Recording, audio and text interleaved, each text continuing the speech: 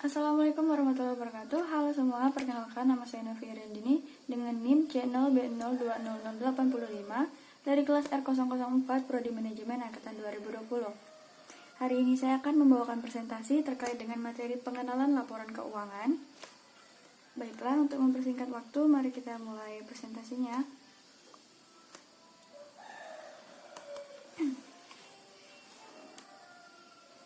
Definisi laporan keuangan. Apa itu laporan keuangan? Laporan keuangan adalah suatu laporan yang berguna untuk menyampaikan informasi keuangan yang dapat dipercaya kepada pihak yang berkepentingan. Laporan keuangan itu sendiri mengisi beberapa hal, antara lain ada harta, hutang, modal, dan semua pendapatan yang diperoleh, serta beban-beban yang dikeluarkan perusahaan pada periode tertentu dalam rangka untuk mendapatkan laba atau keuntungan. Pihak-pihak berkepentingan yang terkait yang dimaksud adalah pihak internal dan pihak eksternal. Pihak internal adalah pihak dari dalam perusahaan dan eksternal adalah pihak yang bekerja sama dengan perusahaan. Pihak internal dari perusahaan ada dua, yaitu pihak manajemen perusahaan dan pemimpin perusahaan. Manajemen perusahaan adalah mereka yang mengkoordinir, mengelola, dan membuat planning akan bagaimana finansial perusahaan ke depannya. Sedangkan pemimpin perusahaan adalah pihak yang menganalisis kinerja manajemen perusahaan dalam laporan keuangan ini.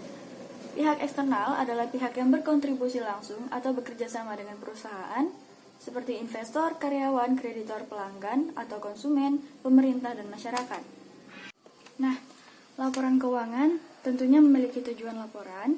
Yang pertama adalah memberikan informasi keuangan mengenai aktiva, kewajiban, dan modal suatu perusahaan yang dapat dipercaya. Yang kedua, memberikan informasi tentang jumlah kewajiban, jenis-jenis kewajiban, dan modal.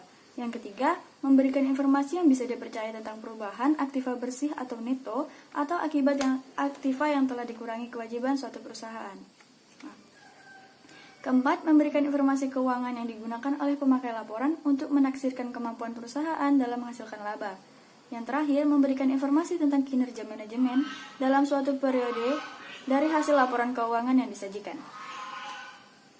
Nah, supaya tujuan laporan keuangan tadi dapat tercapai secara maksimal, tentunya dalam pelaporan keuangan harus mempertimbangkan hal seperti berikut. Yang pertama, laporan keuangan harus mudah dipahami.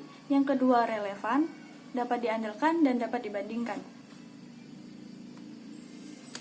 Berdasarkan pernyataan standar laporan keuangan nomor 1 tahun 2002 atau biasa dikenal sebagai PSAK nomor 1 tahun 2002, jenis-jenis laporan keuangan terdiri dari 1. Neraca, 2. Laporan laba rugi, laporan perubahan ekuitas atau modal, dan yang terakhir adalah laporan arus kas. Dari setiap jenis-jenis laporan keuangan tadi memiliki beberapa komponennya masing-masing. Yang pertama neraca. Neraca memiliki komponen aktiva atau aset yang dikelompokkan menjadi aktiva lancar dan aktiva tetap. Yang kedua kewajiban atau liabilities, kewajiban jangka pendek dan kewajiban jangka panjang, dan yang terakhir adalah modal atau equity atau ekuitas.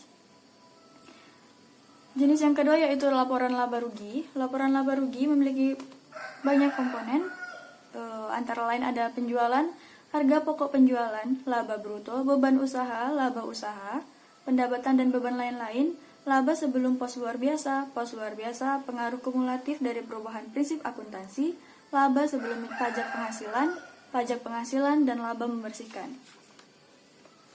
Yang ketiga ada laporan perubahan modal atau ekuitas, memiliki komponen seperti modal awal, laba rugi, pref, dan penambahan modal.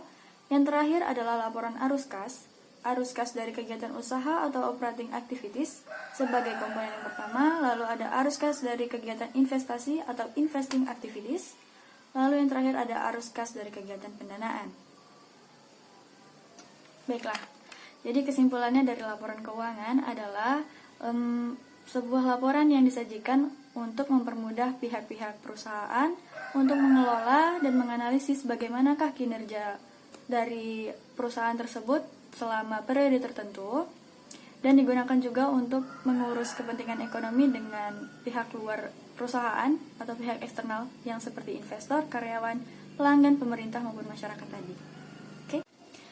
Oke, jadi seperti itulah presentasi terkait materi pengenalan laporan keuangan dari saya.